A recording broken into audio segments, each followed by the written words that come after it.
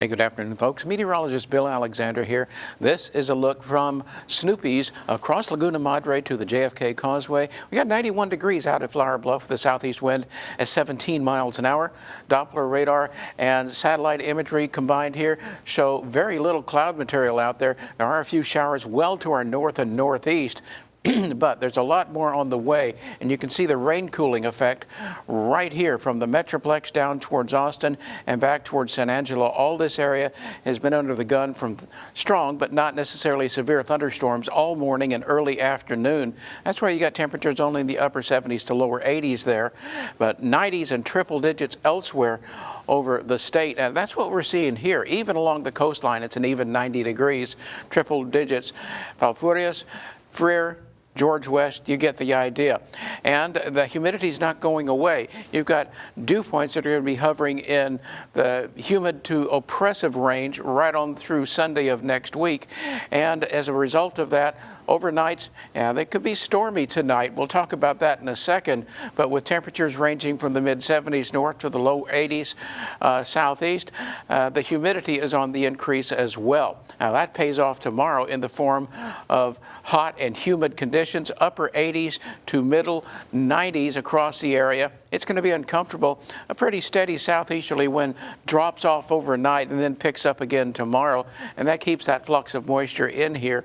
So what we're going to end up with is heat index values today pretty well matching what we've got on Wednesday. You're going to see 105, 107, 108, and on into Thursday as well. So pretty uncomfortable stuff out there. Not necessarily heat advisory criteria, but high enough to where you need to stay hydrated and watch your influx of heat and sunlight. Get out of the sun as much as you can. Partly cloudy, isolated showers and thunderstorms tomorrow in the coastal waters. Highs in the upper 80s. Water temperature getting up there at 88 degrees. Look for a southeast wind at 5 to 10 knots. That's going to make for smooth bays, 1 to 2 foot seas, and the rip current risk is expected to be low. Now, this is what we're seeing in future track. That big cluster of thunderstorms from the Metroplex all the way curving on down into the hill country will continue a southeasterly track. Moving into Houston this evening and into our northern counties during the evening and overnight hours, but then redeveloping during the day tomorrow. So what we're going to see is multiple waves of instability and precipitation caused by this system moving southeastward across and out of our area. High pressure builds in, so Thursday and Friday look fairly stable. But watch what happens here in the southeastern Gulf of Mexico.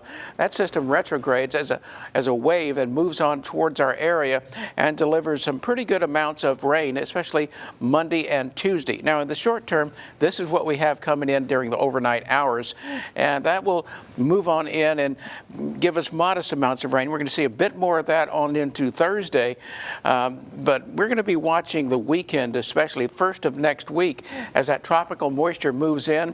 It could be giving substantial amounts of rain from thunderstorms. That tropical moisture coming in here, really soaking things Monday and Tuesday. So we'll be watching that. Meantime, tonight, marginal risk for severe storms over the northern and northwestern parts of our area, with the main category risks being large hail and strong winds. That'll be about 10 p.m. till about 2 a.m. After that, fairly quiet in our watershed, but the heavy rain is looming early next week, and along the coastline especially. Overnight tonight, though, down into the upper 70s before recovering into the middle 90s tomorrow. Hot and humid much of the coming week, with the best chance of rain Monday and Tuesday.